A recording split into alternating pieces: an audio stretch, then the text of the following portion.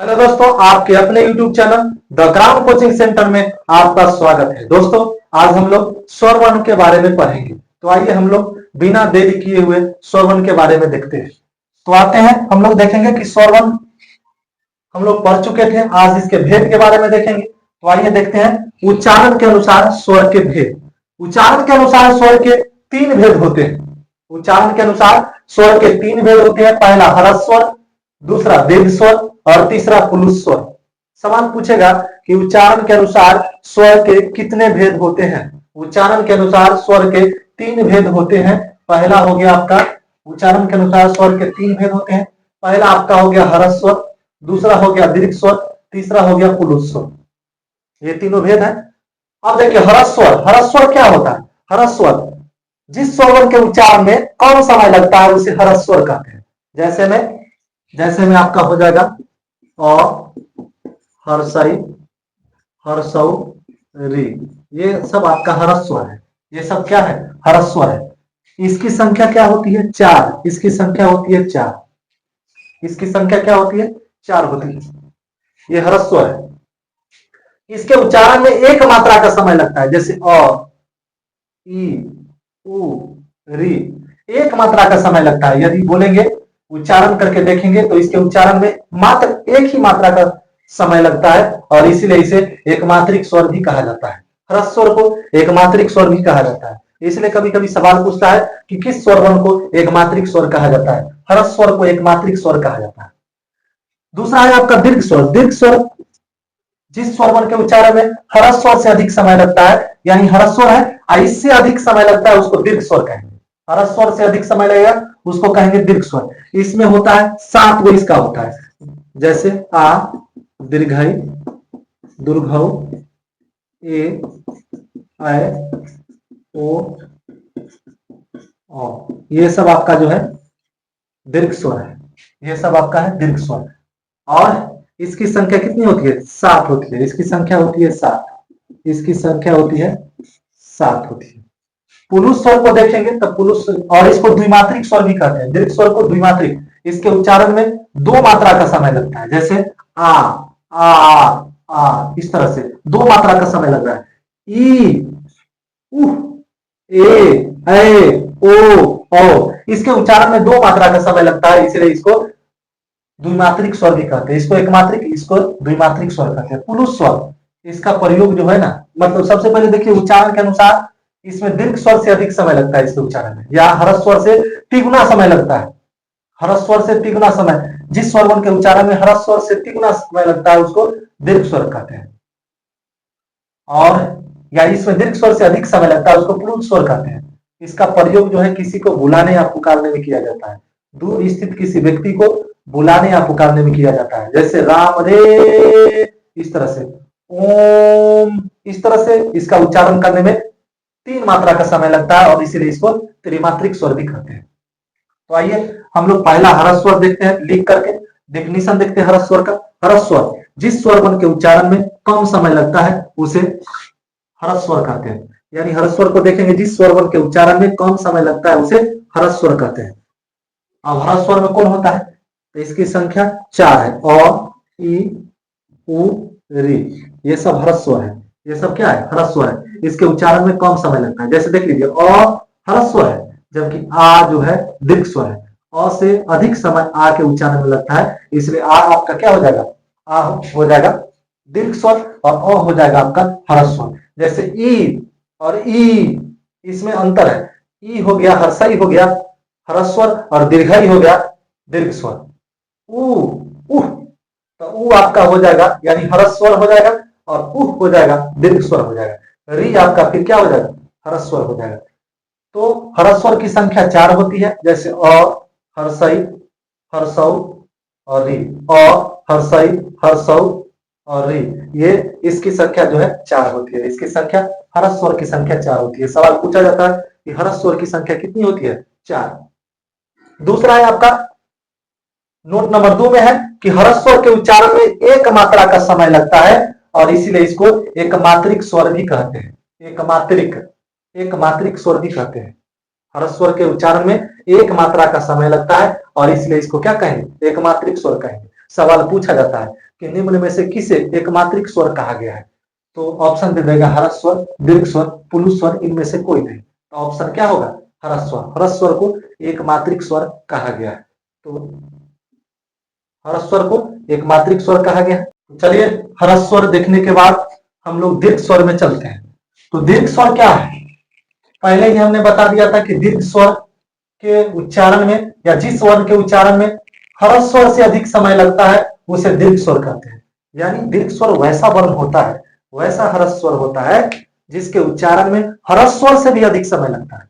यानी दीर्घ स्वर ऐसा स्वर है जिसके उच्चारण में ह्रस्व स्वर से भी अधिक समय लगता है, उसे दीर्घ स्वर कहते हैं। मतलब दुगना समय लगता है, ह्रस्व स्वर से दुगना समय लगता है, इसीलिए उसे दीर्घ स्वर कहा गया।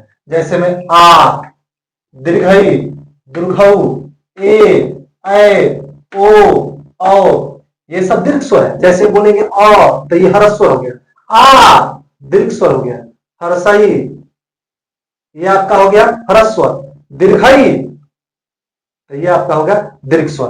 तो इसी तरह से आ, दीर्घई, दीर्घऊ, ए, ऐ, ओ, औ, ये सब आपका हो जाएगा, ये सब आपका हो जाएगा दीर्घ स्वर हो जाएगा। अब इसकी संख्या हम लोग देखते हैं तो इसकी संख्या हो गया 7। 1 2 3 4 5 6 7। तो दीर्घ स्वर की संख्या कितनी होती है? 7। दीर्घ स्वर की संख्या 7 होती है। दीर्घ स्वर की संख्या 7 होती है। ठीक है, दीर्घ स्वर की संख्या कितनी होती है? 7 होती है।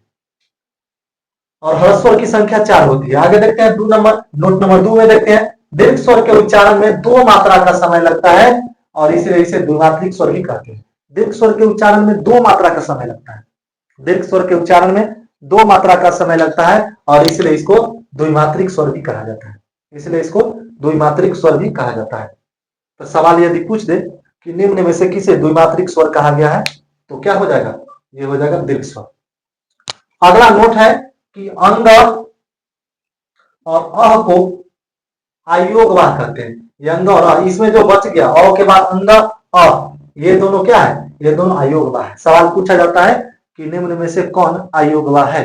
तो अंग और अ क्या है? आयोगवाह है। अंग और अ आयोगवाह है। तो इसको आप लोग एक बार इसको नोट कर लीजिए, हम थोड़ा हट जाते हैं, या स्क्रीनशॉट भी कर लीजिए एक बार।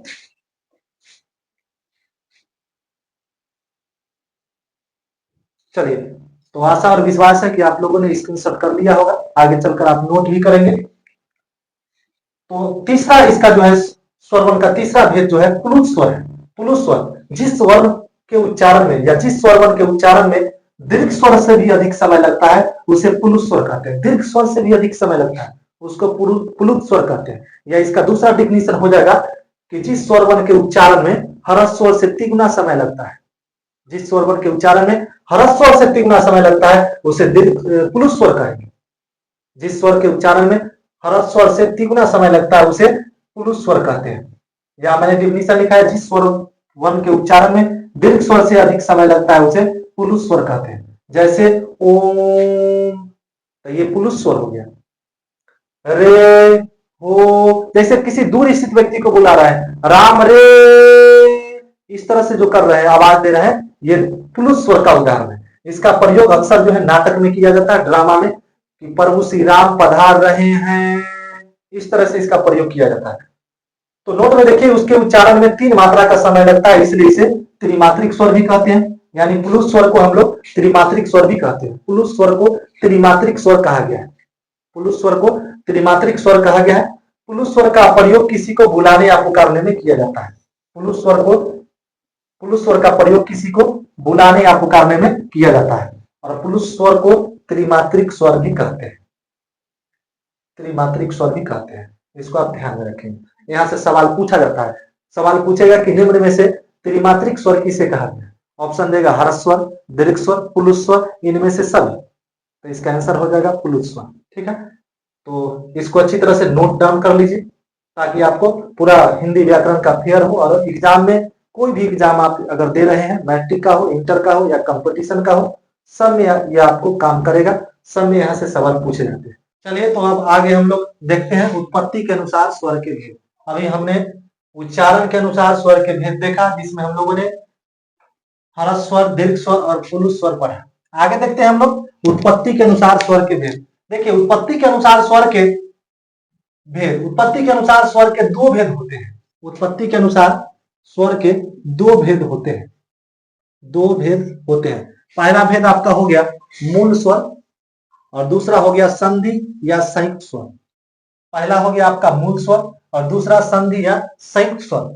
मूल स्वर का मतलब यह होता है कि वैसा स्वर वर्ण जिसका उत्पत्ति बिना किसी अन्य स्वर की सहायता से होती है, यानी जो अपने से उत्पन्न हुआ है उसको मूल स्वर कहेंगे।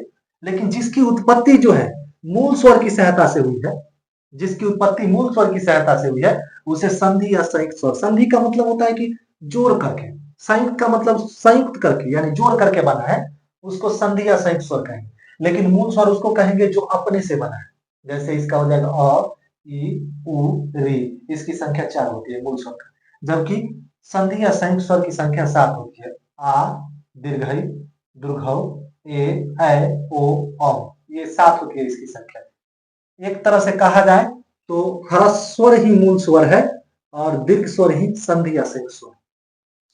तो आइए हम लोगों ने देखा उत्पत्ति के अनुसार स्वर के भेद, दो भेद होते हैं, मूल स्वर और संधि या संयुक्त स्वर। तो आगे हम लोग पहला चलते हैं मूल स्वर पर। मूल स्वर का डिफिनेशन क्या होता है? मूल स्वर जिस स्वर वर्ण की उत्पत्ति बिना किसी अन्य स्वर वर्ण की सहायता से होती है उसे मूल स्वर कहते हैं। जैसे में अ, ई, उ, री, ये सब क्या है? ये सब मूल स्वर है। इसकी संख्या 4 होती है। सवाल पूछेगा कि मूल स्वर की संख्या कितनी होती है, तो मूल स्वर की संख्या 4 होती है। नेक्स्ट है आपका संधि या संयुक्त स्वर। तो संधि का मतलब जोड़ करके, समझ रहे हैं? तो संधि या संयुक्त स्वर जिस स्वर वर्ण की उत्पत्ति मूल स्वर की सहायता से हुई है, जिस स्वर वर्ण की उत्पत्ति मूल स्वर की सहायता से हुई है उसे संधि या संयुक्त स्वर कहते हैं। यानी मूल स्वर से जिसका उत्पत्ति हुआ है वह संधि या संयुक्त स्वर होता है। जैसे में आ, दीर्घई, दुर्घऊ, ए, ऐ, ओ, औ। देखिए इसकी संख्या इस प्रकार से कितनी हो गई? 7। 1, 2, 3, 4, 5, 6, 7। इसकी संख्या क्या होगा? 7। ठीक है, तो आज के लिए इतना ही, फिर हम लोग अगले वीडियो में मिलेंगे। हमने आज उच्चारण के अनुसार स्वर के भेद देखा, उत्पत्ति के अनुसार भी स्वर के भेद देखा। आज हम लोग स्वर वर्ण खत्म कर दिए। अगले वीडियो में हम लोग व्यंजन वर्ण में मिलेंगे। धन्यवाद।